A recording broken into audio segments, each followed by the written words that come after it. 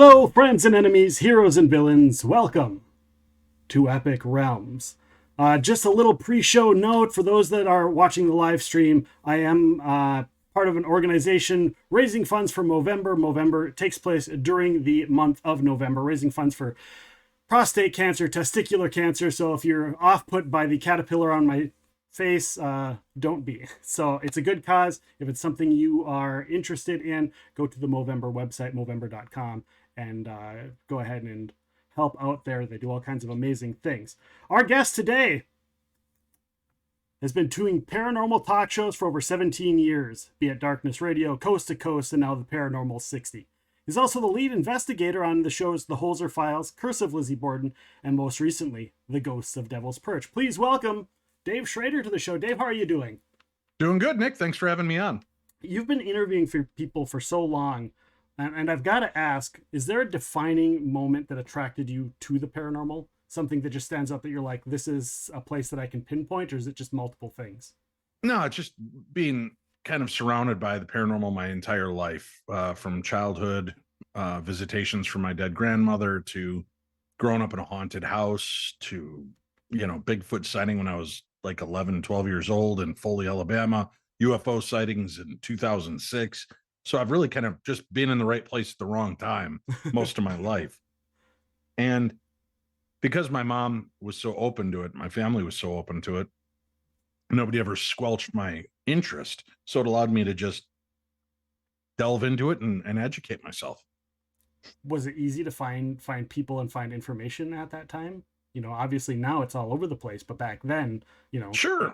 There was Hans Holzer had books. Kind of guy wrote over 145 books. So they're like every week, I think he was putting out a new one.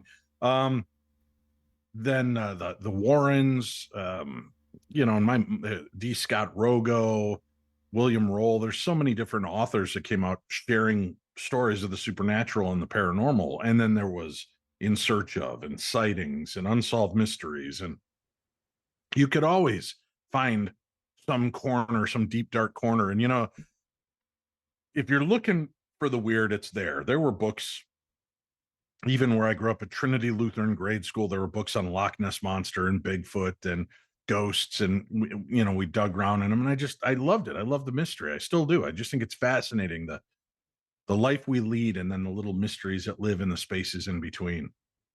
What came first? You obviously you were doing Darkness Radio, 17 years ago. Were you doing that, or were you working on other paranormal projects and stuff, or was that kind of like the first big step into the door to work with all of the people that are in that world? Yeah, I was a fan of Ghost Hunters and all the TV shows like everybody. And when I had gone out that October, I think it was, to UNIVCon in Pennsylvania, and met Jason and Grant there, and became buddies with them. And then I had an opportunity to start a radio show with a friend of mine, and he's like, "What kind of topic do you want to do?" I said, "Why don't we do the paranormal?" And he said, "Who are we going to get?" And I said, "Well, I just made friends with Jason Hawes, Grant Wilson, John Zaffis, Rosemary Ellen Guiley. Let me reach out to them and ask." And I did. And that's an And then amazing list. yeah, to start off my first 4 episodes, that was pretty much it. And then I had a local author here in Minnesota, Annie Wilder, who had just written her book, House of Spirits and Whispers. And she was phenomenal. So I came out swinging, and we never really looked back. And once I cracked that egg of having Jason Hawes on, everybody else and, Ghost Hunters was willing to come on. And then every other paranormal show realized we were okay and came on and did the show with us. So it just grew from there. And I was with Darkness Radio till January of this year, and then took a couple months off just as a mental break, and then booted back up with a new series called the Paranormal 60. And that's what I do now. So I enjoy doing it and having that opportunity to kind of marry my two fascinations. I loved radio growing up and wanted to be on radio, and loved being involved in the paranormal, researching it, living it. So to be able to put them together was, was a no-brainer for me. Was Art Bell much of an inspiration for you and the show? Oh, sure. Yeah, Art Bell is amazing. George Norrie, Art Bell. I had a chance to Ian Punnett. Ian Punnett was the first fill-in host Okay. for Art Bell. And then they brought George Norrie in, and I'm friends with Ian, and Ian's the one that recommended me to Coast, so I got to fill in for 5 years, and then that led me to the opportunity to take over Midnight in the Desert, Art Bell's final show. Yeah. And for what it's worth, I'm the only other host in the world besides Art Bell that hosted Coast to Coast and Midnight in the Desert. So Yeah, that's I awesome. got to do his first show and his last show, and enjoyed doing both. So it's afforded me an opportunity to meet a lot of cool people, see a lot of amazing sights, and experience things beyond my imagination. How was it for you going with the there's format changes because they're all a little bit different because you guys were on the radio for a while and then podcast coast to coast is obviously a little bit different. Paranormal Right. 60 now is not the same as Darkness Radio. It's a different format as well. Mm-hmm. Going and live stream formats, podcasts, radio. How was that format change constantly for you? Was that easy for you to adapt? Sure. I mean, I've got the attention span of a gnat or a kindergartner on Pop Rocks and Jolt Soda, so it's been fine for me. It's just slight adaptions, and um, doing what I do. So I already know the basics of it, whether I'm doing it for 3 hours or a half an hour, I can adjust. Yeah. I kind of like the new style with Paranormal 60 because when I have guests on, like tonight, after you and I are finished up and such on Monday night, I have two great guests talking about UFOs and alien abduction and just cool stuff. And two of them coming from two totally different perspectives. One guy was abducted, and one guy is going to talk to us about the science of how some of the claims regarding UFOs and aliens can't be true. So we're going to hear both sides of that spectrum, and just having those kind of conversations. But then we get right to the meat of it. Yeah. It's not hours of little pieces of breadcrumbs we're following a trail on. I just try to get right into the sandwich of paranormal, Yeah. and let's start eating it and enjoy it. That's awesome. And that's are you live on that then tonight on YouTube? Yeah. There? Awesome. Yeah, That's you guys. That's at the Paranormal 60, I believe. I got it right here in my notes. Yeah, it's a Paranormal 60 podcast. Just find the Paranormal 60 YouTube channel. Yeah. And people can watch along Monday and Friday nights live. And then the audio is fed out to platforms all over. So however you listen to podcasts, you're going to find the Paranormal 60. And we've got, I think tonight will be my 87th episode of this. So it's, I'm already coming up on 100 episodes pretty quickly here, but probably by the end of the year. So it's pretty exciting to, have that opportunity to reinvent myself, kind of keep things moving. And I took it to a format like this where I can look you in the eyes and we can have this conversation. And I like that. And I think it plays better on the audio version as well, because it's more engaged when we're looking at each other and talking than, when we're sitting alone in a studio, just staring off into space in between. So yeah, and you're listening for audio cues to when you can hop in or no one's talking over each other.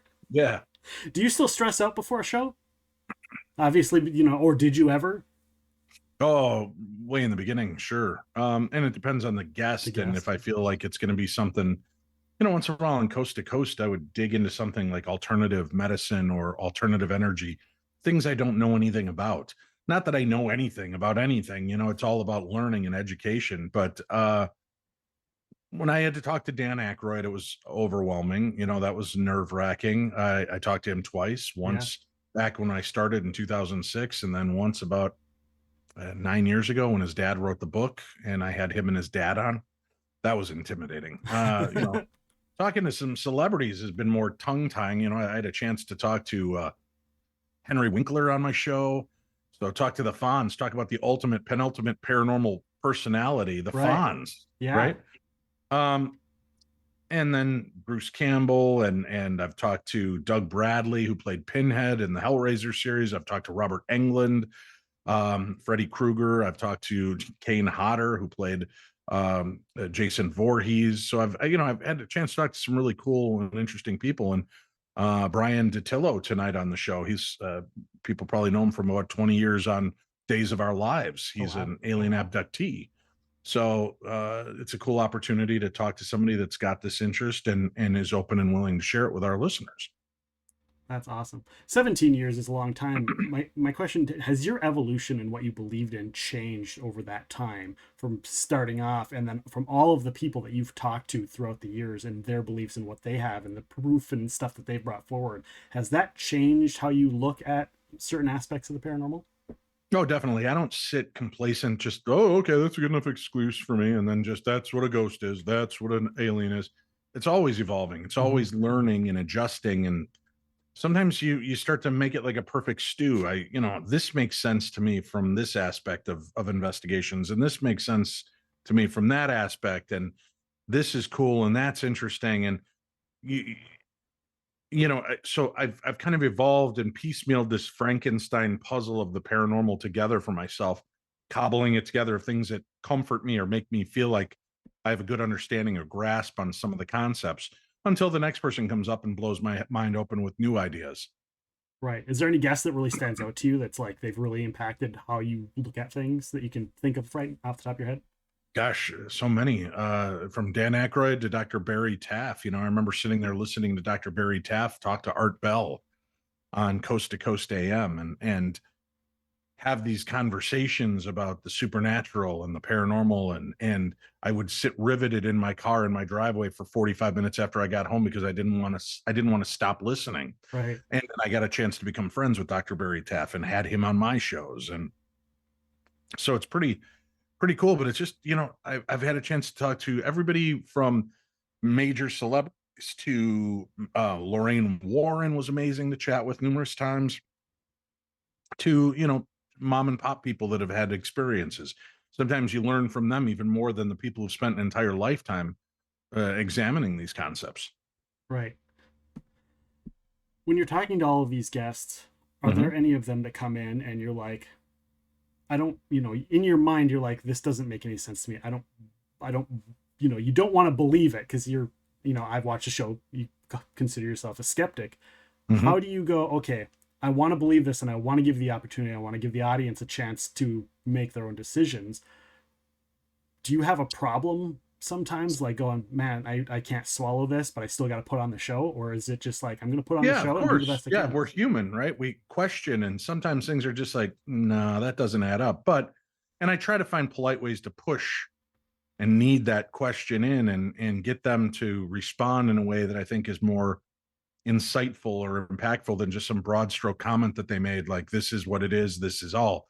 Well, there's got to be more to it. But for years, I mean, I've listened to people's stories and and encounters, and a lot of them don't make sense to me. But it's not my job to judge. I really just want to kind of be the sounding board for you who's having this experience to feel like you have a safe haven, a place to talk without being judged. And then there have been shows where at the end, I think that was complete rubbish, total nonsense. And then I start getting emails from around the world of people going, I listened to that show and it really impacted me because I've had that experience the exact same way. And I thought I was going insane. I was suicidal. I got on drugs and alcohol because of that. Now I know I'm not alone. So I've come to the conclusion that as absurd as things sometimes sound, they're impactful to others. And it's not worth just dismissing summarily because it doesn't make sense to my paradigm. So I listen to them all. And sometimes I'm silently behind my microphone, rolling my eyes or shaking my head. And now I can't do that as much on the Paranormal 60 because I do the video interview. But there are times they can see, and I get the crooked eyebrow and kind of shake my head. And I'm like, hold on a minute, Nick, Yeah. you said what? And then I get to go back in. And sometimes it's just a simple mistake of what they said, and sometimes it's just some crazy thought, and you have to give it a chance to breathe, because sometimes somebody will say something to me and hours later it'll kind of blossom in my head and I'll be like, God, that's actually brilliant. That's why didn't I think of that before? Yeah. And so I just try to give that it's the devil its due. It doesn't mean I can't be skeptical of it, but there's a difference between a skeptic and a cynic. What are some of your favorite things that have come up that have been like, I don't think this is going to really catch on, but then it catches on and it snowballs. And my only example is like the Black Eyed Kids stories that popped up for 5-10 years. Or Right. do you Well, have that any others? we were one of the first shows that talked to Black Eyed Kids. That's why I brought it up, because it's Yeah. like that So what came out of nowhere.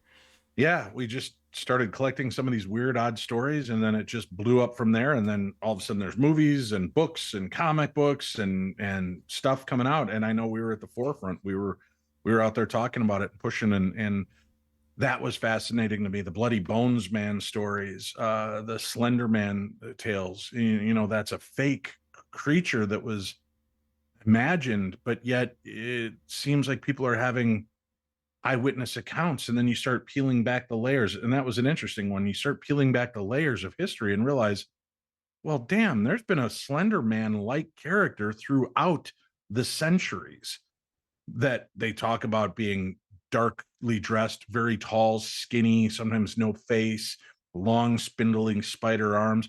And they're in different cultures and different beliefs and different races.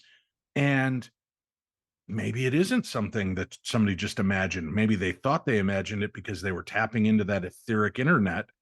Yeah. And that's always existed. And they found that connection. Is there a chance you think you obviously had Rosemary Ellen Guiley on a lot? She was very in at the end of her career, was very into the gin and that situation. Do you think that it's more of a maybe a gin situation or more of like a tulpa where everybody was thinking about it, so it was happening more often? Mixture of both. I mean, I'm not even really sold on the gin aspect. Okay. You know, it's like we all find something, a niche that suits us. You know, Chris Fleming talks about imps. Everything's an imp. She talks about the gin. Everything was a gin. You talk to others. Everything's a demon. Even the loving, sweet ghosts that give us a good message of Yeah. hope. It's a demon. They're trying to manipulate you. Others believe they're angelic. Others believe it's all alien in nature. So it's again, I don't judge either way. You know, I think there's aspects of the gin that are fascinating and make sense, and then there's other aspects where I feel like, you know, watching that special Jeff Corwin did years ago on the In Search of the Yeti, Yeah. he started to realize everything Yeti's a catch-all. You know, if he showed a picture of a snow leopard and they didn't know what it was, they called it a Yeti. And if he showed a picture of a polar bear, they called it a Yeti. And if he showed a picture of, you know, a massive beaver with snow on its face, so it's a Yeti. And it sounds silly, but Yeti to them was just, oh, I don't know what it is. It must be a Yeti. So, you know, trying to discern and define, that's our problems as humans, right? We want to put everything in a perfect little box. Right. And now I'm realizing those boxes drip into one another and they cascade down into other aspects. And sometimes that box goes back a lot deeper than the box below it or above it. And this box only goes to the right or the left. And you can't assume that anything is any one thing. Yeah. I think in the case of ghosts, yes, some of them are dead spirit. Right now, die on your show, out pops my spirit, and then it takes over. That's an intelligent haunting. I think there are residual hauntings playing out around us all the time, but we don't always hear it because there's so many distractions. I also think that there's a lot to do with time folds and time slip maneuvers. I think that we're hearing the future leak through. People always want to believe a haunting is the past. I think a lot of it comes from our future and might be us. We hear knocking around in the house in 20 years, rebuilding, doing something. You never know what could be the real back of it. So I never try to put a stamp on it saying, yes, this is definitively it. Yeah. I will try to button up like on the TV shows. All right, I believe this is it from the evidence that presented itself. This is what we can pretty confidently feel like is going on. But do I believe that that's the entire story? Not always. I think there's something waiting underneath that page, and we just got done, and then a good gust of wind is going to flip that page, and a whole new story is going to reveal itself. Have you experienced, you talked about all the boxes dripping into each other. Have you gone to a place, and I know a lot of people have had this, where they go to a place and they have UFO phenomena, but they also are seeing, Yeti, Sasquatch, Bigfoot type creatures, or they're also seeing ghosts, but all in the same place. Have you experienced that in some of your locations you've been to? Yeah, there's places, when I was out doing the Curse of Lizzy Borden, we're right near the Bridgewater Triangle area, I believe it is. And it's puckwudgies and ghosts and elementals and all kinds of weird stuff going on. I was out at the Skinwalker Ranch in Arizona, or not Skinwalker Ranch, Stardust Ranch in Arizona. Yeah. With Ghost Adventures, which was just like Skinwalker Ranch. There were portals that people had seen opening and closing. There were creatures that would be there one minute, not the next. There were spiritual elements. There was UFO and alien elements. So I've been in places like that all over the planet, just trying to be in the moment, soak it in, and see what I might be able to take away from it. How hard is it for you watching some of the shows that you've been on and been a part of, and you see, you can see on the TV, here's the camera, but the camera cannot do justice to what the human eye can see in the sky. How hard is it to be like, gosh, I wish we could have shown that more. Oh, sure, on everything. There's stuff I wish we would have had a better camera angle. That's just par for the course, though. You get what you get and try to make the best of the evidence that you're able to get. It's you're asking your audience on TV and radio to come along with you for the journey, to have faith that what you're going to experience, you're going to try to relate in the most honest and compelling way. Um, it doesn't mean we're not fallible. You know, I'm if I went back and started watching Holzer File episodes again, I might see mistakes I made that'll be like, oh, I probably shouldn't have done that, or I should have handled that differently, or I should have Right. confronted this goes this way, or that goes that way, and tried things different. But it's always changing and evolving, and you never know. I mean, hopefully I'll get a chance to go back to some of these places and put those different aspects into effect and see what makes itself known. Yeah. When you were working with the Ghost Adventures guys, were you more of like a because you've been on what 7 episodes, I think, Mm-hmm. of that show? Did you do were you doing like a lot of like location scouting, or were you just coming along for the ride and hanging out? What was your No, interaction with I that group? originally I just was friends with them when their first documentary was coming out. Aaron Goodwin was a fan of my podcast, and he reached out and he's like, "Yo, bro, I'm with these guys, and we put together this, documentary, and it's gonna air on Sci-Fi Channel. Would you want to talk about it? And why don't I have you guys on?" Oh, okay. So I had them on, and we talked about it, and we just hit it off and became like brothers. And then they knew that I was doing events with the Ghost Hunters crew, and so they hired me for a couple of their little events, and then they realized what a raging pain in the ass it is to run those events, and they said, "How about if you just take over running the events for us, and we'll show up?" And I did that. And I did that for quite a long time, 6 7 years, maybe even 8 years, and then retired from doing those big events where I was running them because I got tired of it.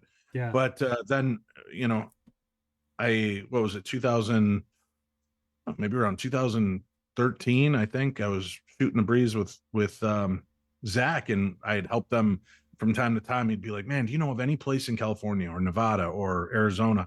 And I'd dig up some weird random place for him. And then he said, "Why don't I just hire you on as a researcher and a location scout?"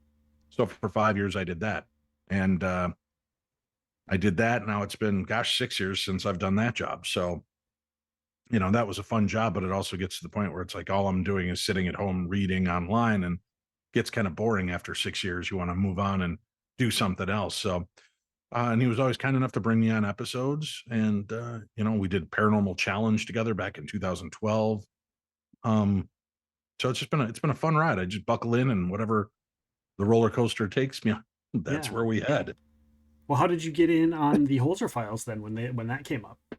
Oh, that was a virgin sacrifice. Okay. Yeah, I just no, Did you have to use a book to read the yeah, seances or? I had a I was friends with Alexandra Holzer from way back when we started the show. She got her first book came out, Growing Up Holzer or Mhm. Growing Up Haunted, I think it was, and her father's final book was coming out. So I did a bookend episode where first hour I talked to Alexandra Holzer, second hour I talked to Dr. Hans Holzer, and we just became friends. And then I hired her to a couple of events that I was hosting out east, and she came out and did some talks, and we just hit it off. And then when the opportunity arose and the network reached out to me and the production company and said, "We'd like you to be our lead investigator," once they told me what they were doing, I jumped at it. I was like, "God, this is an amazing opportunity. I'll take it." And that's what got me on the Holzer Files. When you were putting together that show and working with that crew, did they come to you and say this is what we want, or were you able to put an input? Because to me that show was a lot different than a lot of the other paranormal shows we've seen, because it's not, hey, let's prove that the paranormal is real. Right. It's more of, this is a story we need to tell and figure out what the situation is, and the paranormal is part of that. You're not trying to prove anything. And I thought that that was really intriguing, and that's what made me go, this is a really cool show compared to all of the other paranormal stuff out there. How did that kind of Yeah, come I about? enjoyed it. I loved that aspect. I love that we were able to kind of do it our way. We were never forced to say it's a demon. Dr. Holzer, I think maybe more than twice, 2 or 3 times in his career did he really fold into the demon category. Yeah. So they never forced us to. And there were moments we could have easily said, "Oh, I think it's a demon because it knocked me down or it scratched me," but instead we just sat back and we're like, "All right, what would Dr. Holzer do?" Right. And he would think this thing through, address the spirit, tell them that this is unacceptable, and try to figure out a way to negotiate peace, right? And Right. that's what we did. So it gave us a cool opportunity to do something. I really loved it. I still maintain, had they named it anything else, I think we'd still be on there. I think they should have named it Holzer's Ghost Files. Because I think without supernatural, paranormal, ghost, something in the title to tell viewers what it is, there sadly were not enough people well versed in who Dr. Hans Holzer was. Right. We were hoping to educate them through the show, but people, once they found it, they loved it. We just didn't garner enough in the first wave. So tons of people watch us all around the world now, and they're releasing our show in Germany and in Brazil and Portugal and Spain and France and the UK. So I mean, we're still spreading like wildfire over there, and I'm still holding hope that maybe someday we'll get a chance to come back and maybe even if it's just a set of specials, come back and get to investigate some more. Yeah, definitely. You got to meet, well, maybe you met her before that, but Cindy Kaza was on the show with you, and you've talked to and worked with a ton of different mediums throughout your lifetime, whether it's Echo Bodine or Chris Fleming or Cindy Kaza. What was your thoughts when you first got into the paranormal of psychic mediums, and has that changed from then to now with all the people that you know and work with? I believed in psychic phenomena. There were enough Miss Cleos out there. For people that don't remember Miss Cleo, she was the television tarot card reader, woman from New York using a bad fake Jamaican accent, and that kind of leaves just a widespread, oh yeah, this is real. And then I watched Sylvia Brown on Montel Williams and a couple other shows, intrigued, but just somebody who saw the light and is working in this field. She was so cold, and I never liked her. I thought she was garbage with what she did and how she treated survivors and people that were dealing with loss. I really had problems with her. So it really kind of put a distaste for me. So when we started, I was very cautious, and I set my mediums up for failure when I had them on the show. Chip Coffey came on the show. A friend of mine, Diana Avena, said, you should really have this guy on. He's the real deal. I said, all right. And all these other mediums had told us, don't give me any information. Don't front load me. Don't tell me who you want to contact. And here comes Chip, and he's like, all right, let's just get to the chase. Eric, who do you want to talk to? Nick, who do you want to talk to? Dave, who do you want to talk to? Bill, who do you want to talk to? I'm like, well, I thought you're not supposed to. And he goes, I don't have time. What do we have? 7-8 minutes for each caller? You want me to sit here and thumb through their spiritual Rolodex till I find the right person, or do you want to tell me and we'll try to connect to them? I was like, wow. So what I'd done was I lined up all the guests. I knew everybody personally. And I said, hey, you want to get a free gallery or a free medium reading? Sure. I knew they'd tell if they were being swindled or lied to. Yeah. One after another, he's just knocking them down. Boom, boom, boom, boom, boom. So I think it was 2 weeks later, I get a call from my friends at Paranormal State, and they're like, Dave, we need a really good medium. And I said, it's funny you say that. I just talked to this guy, and he's not like anything else I've ever seen. His name is, look at the rookie. I left my alarm on. I said, his name is Chip Coffey, and he's out of Atlanta. And they said, all right, do you have his contact information? I gave it to him. 2 days later, I think it was, he was on a flight and filmed his first episode with them. And the name, I think, is the name of the episode. And he is still very prevalent and prominent in the paranormal field. I spoke to Marianne Winkowski, the real ghost whisperer. That's who the show is based on. And skeptical, completely skeptical, especially because they made a TV show about her. So I was like, okay. And she blew me away. Again, she saw things like closed circuit TV. So if you have a ghost in your house, she can see inside your house. If you don't, she can't. If there's no ghost, she can't see inside your house. So with that, I'm like talking to her on the phone one day, and she goes, all right, this is what you've got. And she starts detailing a room in my house down to minute details. She goes, you're having activity in that room. It's got this in it, that in it, da, da, da, da, da. This is what you need to do to get it out of there. And I'm like, how the hell? I don't post pictures. This was back in the day before you posted pictures of everything. Yeah. There was no pictures of the room. There was no way for her to know this. And then I had all these people lined up, and they started getting readings from her, and she's popping off information she shouldn't possibly know, and not generic. Like my friend Susan, she's like, oh, honey, you have a there's a man in your front closet. You come in through the door, there's a closet immediately to your left. It's like almost like a row of closets. He's in that closet, and you see him, you hear him. And I had seen him when I visited my friend Susan. We were there one day, and all of a sudden, this guy leans out of the closet, this shadowy figure, and ducks back in. So I knew it existed. So I started to warm to the idea. But I also noticed, and I'll be completely 100% honest, I've noticed that in a gallery session, there's some cold reading that's gone on from big celebrity readers down to, somebody you've never heard of before. But I will say this, I've also noticed that in those readings, sometimes they do more good for the person in that 5-minute reading than 10 years of laying on a therapist's couch could do for them. Yeah. Simply by hearing, Nick, there's somebody here. He's feels like a male figure, like a grandfather. And you were stressed at the time of his death. And did he know how much you loved? He loved you. Sometimes it's just hearing those things and making you feel connected again. Yeah. So, therapy. I know people that have spent hundreds of thousands of dollars on therapy and they're still crazy. And then I know people that have gone in for one gallery session and made that closure and they feel great again and their life is back on track. So who's to say what's real and what's false? Right.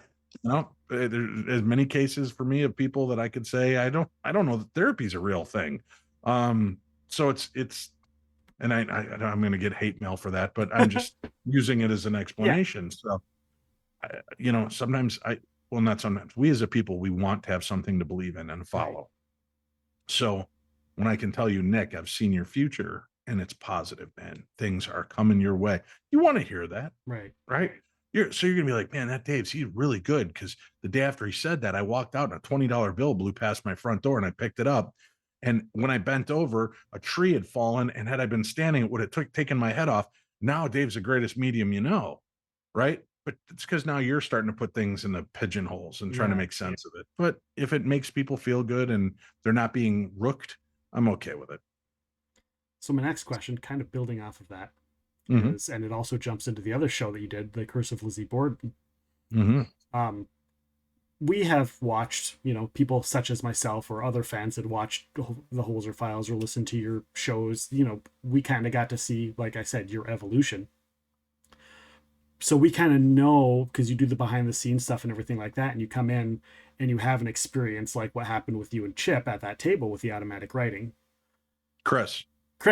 Sorry, I don't know why I said Chip. We were talking about both of them. So with Chris Fleming, he was on there working with you on that, and you had that incident, and of course, did that thing kind of change you as a human, as how you look at the paranormal? One incident. Everything I've done in this field has changed my perspective. When I got knocked over in the first episode of Holzer Files at Whaley House, I've heard people complain and tell me they've been bit and scratched and pushed, and I'm like, okay. But I've also been privy to be at those events when I notice that it's, maybe a woman that's trying to get Zach's attention that keeps complaining, something keeps touching me, and Zach, come help me. And then Zach could go over and stand by her side. And I'm not belittling their experience, but it always seemed to be, well, here, I can help you. No, send Zach over. I don't know how how much this experience is real to you as much as you just want Zach over in the corner of a dark basement while you're being touched by a spirit. Right. So some of it leaves you questioning. It's all the process of being in there and trying it and seeing what happens. When I got knocked down, it opened up a whole new world for me because, wow, there is a very powerful force. Yeah. And we watch that video footage back and forth, and I'm a big guy, and that thing hooked me up. My ankles bend, my knees buckle, and I go up and hit the ground after I hit Shane. Right. And I'm not even like trying to stop myself with my arms, which would be your natural predilection if you're going to go down. I was just like thrown and had no idea what was even happening at the time. So to have those kind of experiences, it's very eye-opening.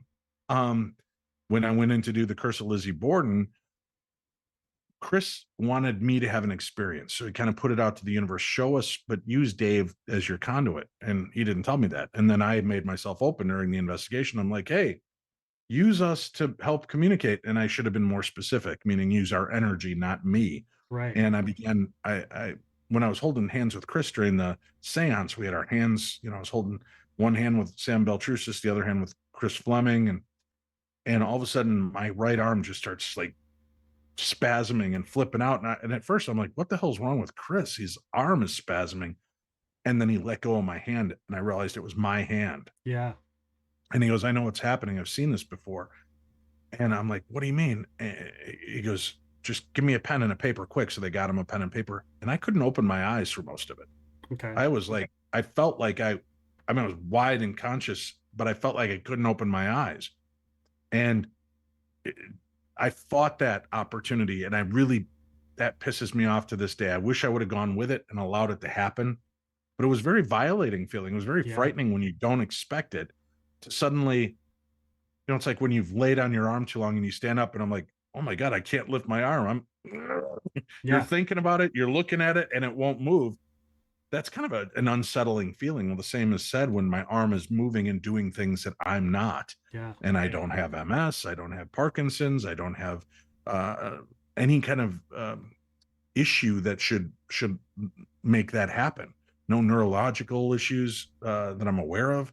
So, it was weird, very paradigm shifting. So it opens me up to these things. And then Chris believes that it was because I got so open on Lizzy Borden that's why I took the hit in Devil's Perch. Yeah. Personally, I walked into that place memory of Richard Sims being shot and I felt it and I thought I was dying.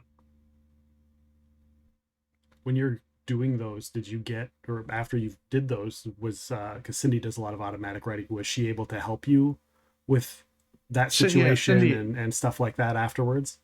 Yeah, she usually lectured me first, knock it off, stop tapping into this stuff. I've spent my whole life learning this. Don't just mess around with it because this is when you're going to get hurt. Right. And okay, I get it. And but she and Chris have given me grounding techniques and things to help me out so that I'm not as open when I go into places. But I also, you walk that line where you're like, but that's why I'm here. I want to have this experience. I want something to make itself known. And if I keep shutting it down, right, that makes no sense to me. Right. And I think that's one of the things I always talk about when, if I have a friend that's got a kid that they're like, they see ghosts and they don't. It's like, don't tell them not to worry, like, because that closes them down. You grow up. Right. That's how you grow out of it. When you're a kid, that's the best way to influence to get that going. Right. In my opinion. Again, I agree. I agree. You've got to let nature take its course, and hopefully you'll have those experiences. So I try not to shut it down, but I try to tamp it so that I'm more in charge of the moment as opposed to being a victim of it. You did a lot of stuff on your Paranormal 60 show where you got to look at the behind the scenes of Ghosts of Devils Perch. Mm-hmm. Explain to the people here, because obviously our audience, some of them know you, not all of them do. What is it like to try and cram, a day's worth of filming into 45 minutes and all of the stuff that gets edited out? A day. I wish it was a day. We film every episode takes 5 to 6 days. Okay. And we're filming 12 to 15 hours a day. So you've got to take 75 hours of footage and pare it down to 42 minutes and make a story that's cohesive, easy to follow, easy to understand. And that's tough. I'm glad I'm not the editor. They did allow us input into story, meaning trying to help them understand it. It's not like we were ever told, okay, here's, you walk in, Cindy's on the phone with your best friend. You think she's cheating on you. It's not a sitcom, right? It's not like you're getting these throws, but we'd go in there like, okay, what do you make of this? All right. So this is the next piece of the puzzle we're going to look for. And that's how we help shape it. It's a weird process. And I give editors and the director all the credit in the world on that because they've got a lot. And I mean, yeah, to be honest, we're all bummed out because there are parts in the episodes you're like, why wasn't this in there? And they'll tell me what should we have removed from that 42 minutes that wouldn't have made everything fall apart just to play that cool scene. Yeah.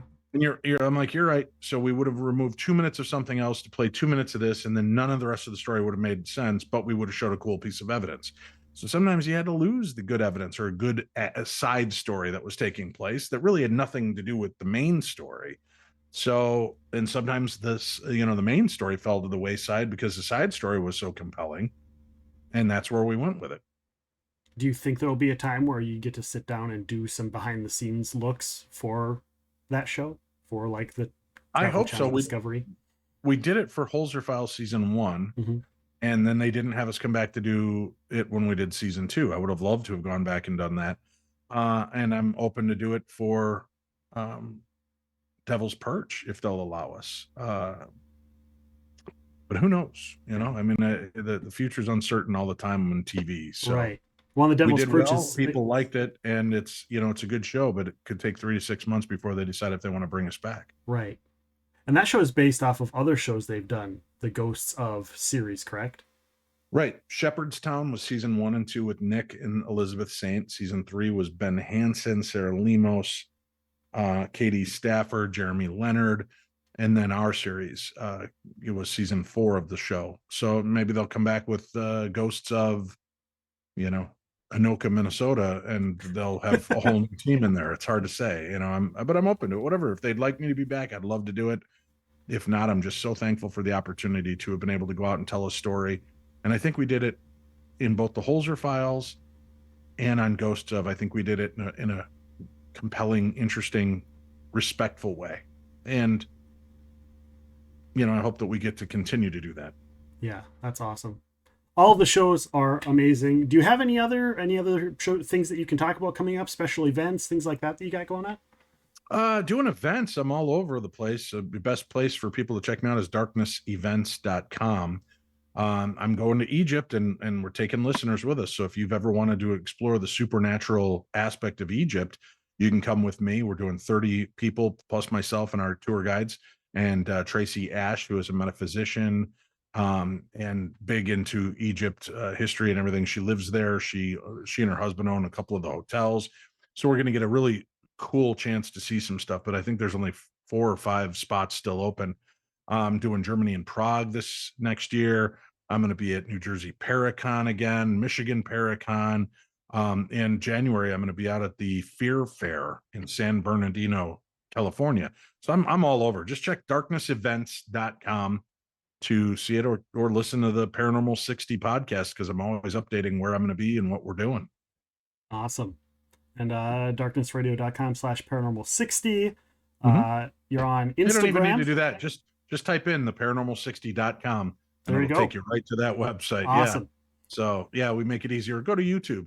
Yeah. I've got a lot of cool content on there at the Paranormal 60 page. You can see all of our live episodes, and then all the shows are archived there, so you can go back. And we've got like 80 some episodes up of the Paranormal 60 to go back and enjoy. And then we did some cool shows called Freaky Friday Supernatural Swaps, where if I was out of town and I'd done an interview on Jim Harold's podcast, he would give me the video, and on that Friday I'd run his podcast to introduce him and his podcast to my audience, and they'd get to see me in the hot seat. So it's kind of a fun way to do that. So I did that with Bridget Marquardt's The Ghost Magnet, and the Rockstar Dads, the guys from the rock band Bowling for Soup, have a show, and I've been on it twice. And that's awesome. And yeah, Aaron Sager's Talking Strange and stuff. So it's a fun way to kind of keep it fresh and give people a chance to see some other great shows that are out there. That's great. Instagram @official Dave Schrader, Twitter the Dave Schrader, and YouTube the Paranormal 60. People that are watching the live stream, stick around. We'll do some quick Q&As here in just a bit. But first, I want to talk about our upcoming guest. November 14th, comic book writer and artist Eric Burnham is going to be joining us.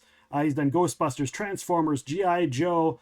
The list goes on and on. He's going to be joining us live November 14th. That podcast will be available November 15th. December 12th, wrestling legend Wild Bill Irwin has worked for the WWE, WCW, ECW, AWA, WCCW, and every one of the territories that exists in the world. He's going to be joining us December 12th. That show will be available on the 13th. Thank you all for joining us and listening. Please make sure to rate, review, follow, subscribe, all of the buttons. Push all of the buttons. It helps us, and in turn helps our guests. So for Dave, I am Nick, and thank you all for listening to Epic Realms.